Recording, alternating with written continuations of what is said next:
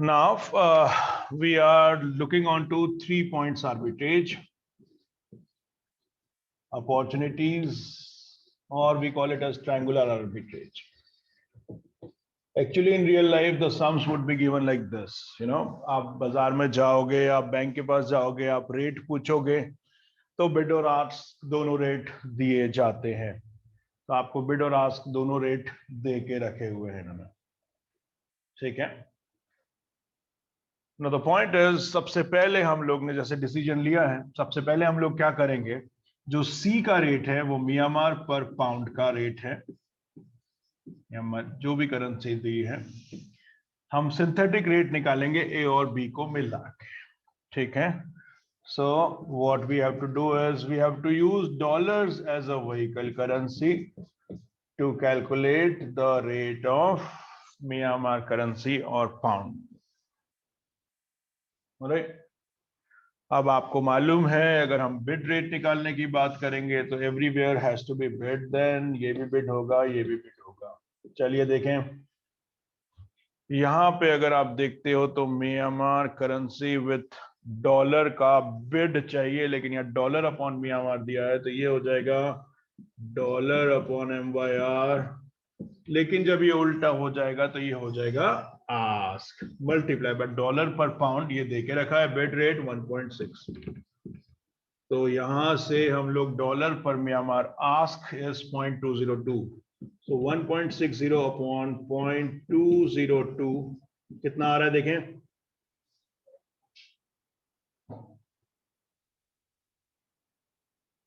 how much is this? 7.92 7.92, 4 digit तक लीजिए, 7.92 9207 है ना, ये आपका बिड रेट आ गया, सिंथेटिक बिड रेट। तो 7.92 में यहां लिख देता हूं 7.9207, I am synthesizing 7.9207 bid rate, और आस्क रेट निकालने का क्या प्रोसेस देगा, तो यहाँ पे हम सबको आस्क कर देते हैं, आ जाइए आ जाइए, ये हो जाएगा बिड और यहाँ आ जाएगा आस्क रेट।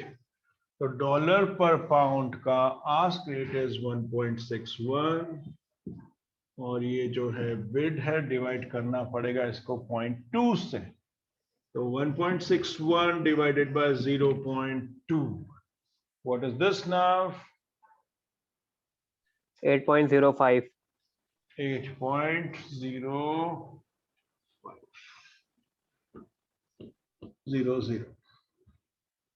ये आपका सिंथेटिक रेट आ चुका है, इसके अंदर किसी को कोई डाउट है?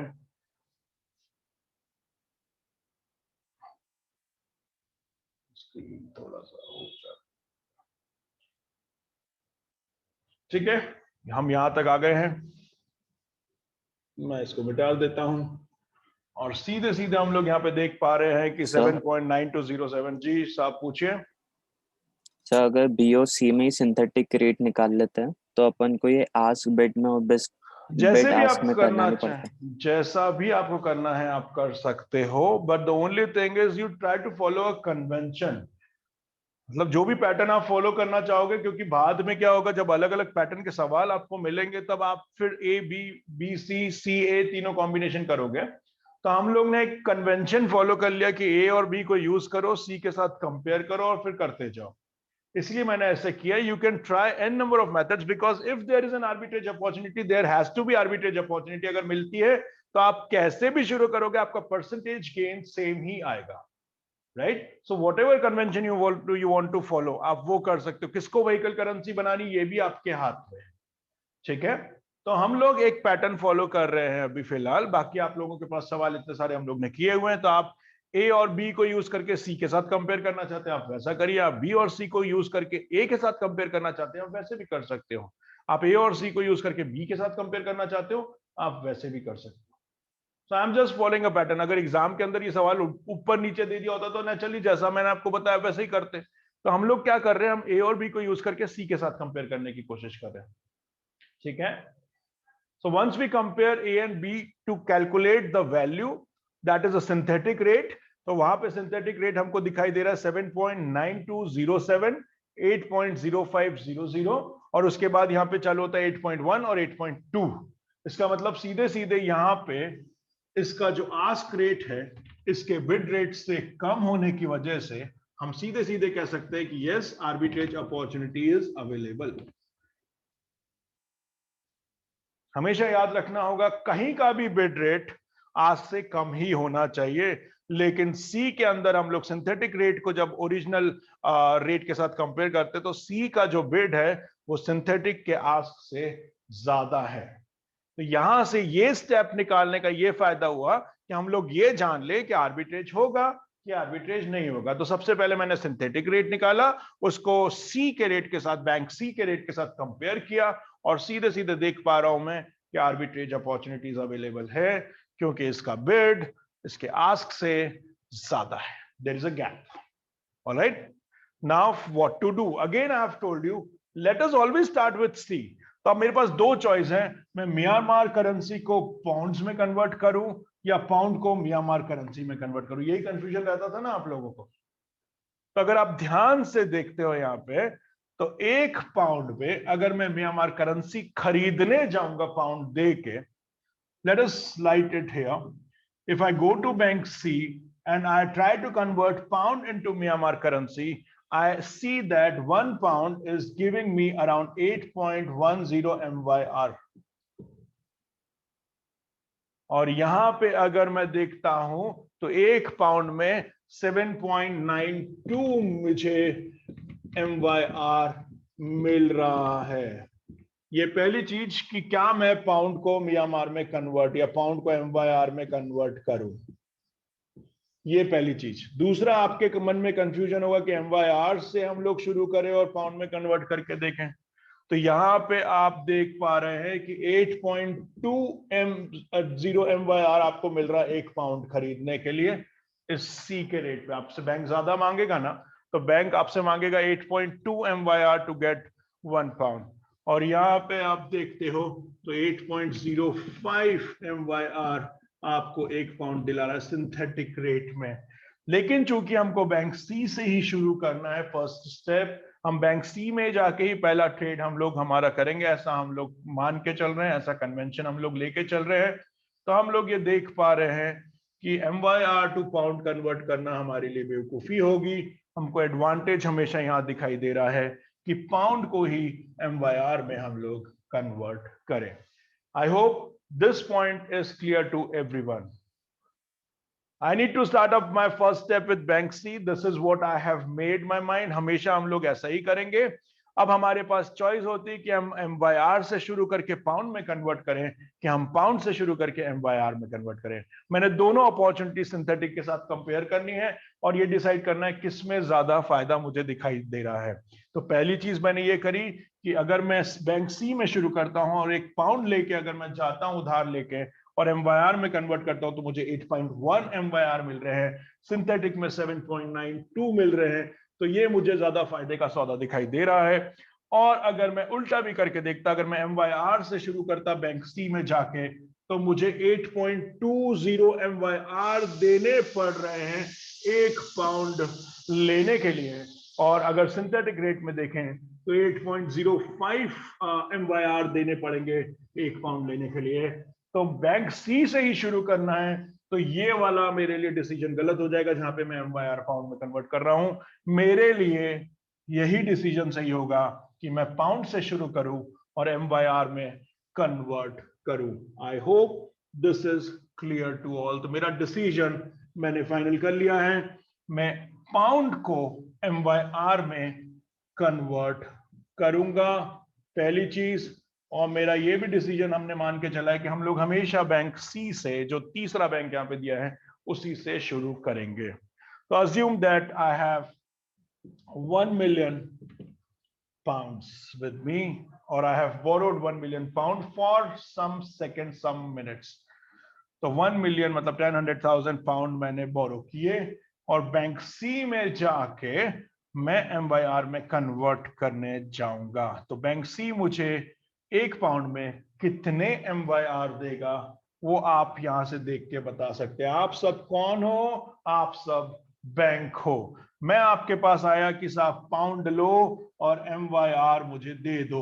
आप 8.1 भी दे सकते हो, 8.2 भी दे सकते हो। आप मुझे कौन से रेट को कोट करोगे? तो नेचुरली अगर आप बैंक हो, कमाने बैठे हो, तो नेचुरली कौन सा रेट कोट करेंगे राशि?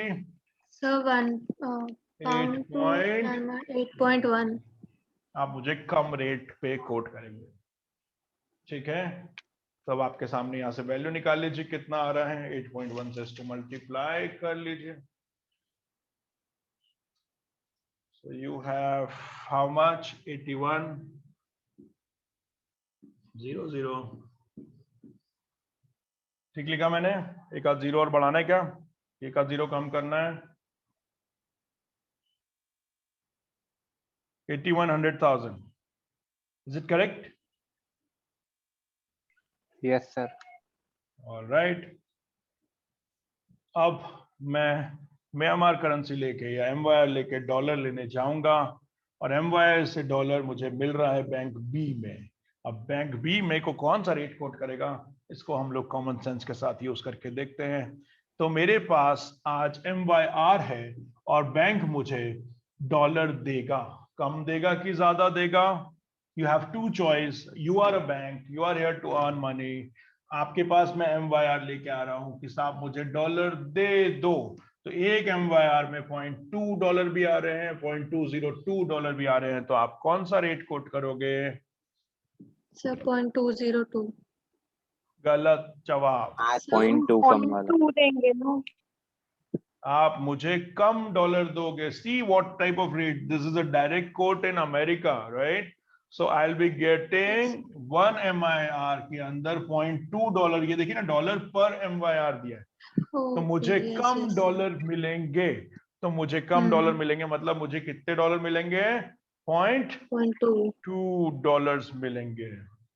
So I need to do a simple maths here. 1 MYR is equivalent to $0.2. So I have 8100,000 into 0.2 कर दीजिए, सीधे सीधे आपकी वैल्यू आ जाएगी। कितने डॉलर्स मुझे 8100,000 म्यांमार करेंसी में मिल रहे हैं? निकाल दीजिए साहब। 16240। तो 16,20,000।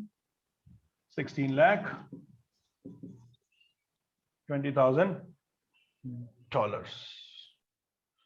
तो 81 लाख सीधे घट के 20% पे आ गया, $16,20,000, right here. Now again I'll go to dollars. I'll go to the bank for converting dollars into pound. Now which bank I should go? Naturally bank A is giving me the rates for dollars and pounds. So dollar has to be converted into pound. बताइए, यहां पे जो rate दिया हुआ है वो ये बताता है कि 1 pound is equal to $1.60 and 1 pound is $1.61। मुझे डॉलर देके पाउंड लेना है। तो अगर आप बैंक होते और आपके सामने ये दो रेट होते तो आप मेरे से कितने डॉलर्स लेते एक पाउंड देने के लिए? तो क्या रेट कोट करोगे आप? 1.61. Very good. So naturally you will charge $1.61 per pound. तो 1 pound is equivalent to $1.61 के हिसाब से आप मुझसे रेट चार्ज करोगे। मेरे पास है 16,20,000 So if I tell you right, $1.61 is equivalent to 1 pound. $1 is equal to 1 upon 1.61 pound. So I have 1620। तो इसको मैं 1.61 से डिवाइड कर देता हूं, तो ये मेरी वैल्यू आ जाएगी। कितने पाउंड आ रहे हैं जरा देख के बताइए। 10,00,06211.18. 10,6211.18। 6211.18। एक जीरो कम लगवा रहे हो मेरे से आप?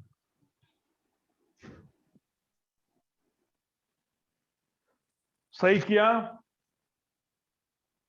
Yes sir. So overall earning, I started with 10 lakhs and I am ending with 10,06,211.18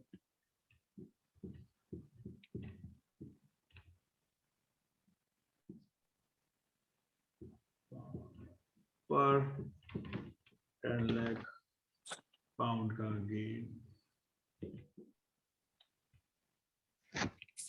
I hope the things are clear to you now. 6,211 pound का गेन हुआ 1 मिलियन पाउंड इन्वेस्ट करने पर। This is a risk free gain, this is arbitrage gain. इससे भी बहुत कम समय लगता है सॉफ्टवेयर के अंदर ट्रेड करने के लिए। Immediate decisions are being taken. Software ऐसे बने हुए रहते हैं, बड़े बड़े सुपर कंप्यूटर्स रहते हैं। With in seconds these people trade automatically, the trade initiates and you earn this much of amount, but you should know conceptually how actually the things move. अगर आपको कोई सॉफ्टवेयर बनाने वाली कंपनी हायर कर लेगी तो आपको पता रहना चाहिए कि हमें क्या करना है। तो you have to design the software in this particular manner. हमने कुछ बेसिक assumptions, कन्वेंशंस फॉलो करे हैं कि ए और बी को ही यूज करके सी के इक्विवेलेंट ले जाओ। इससे थोड़ा सा एक पैटर्न हम लोग फॉलो कर लेंगे तो कभी भी गलत नहीं होंगे। आप कोई भी कॉम्बिनेशन कर सकते हो अभी, लेकिन सबसे इंपॉर्टेंट चीज इस पूरे सवाल में आपको ये जाननी जरूरी होगी कि आर्बिट्रेज कब कब होगा। तो आर्बिट्रेज एक ही कंडीशन पे पॉसिबल होगा जब आप पाउंड को MYR में कन्वर्ट करोगे।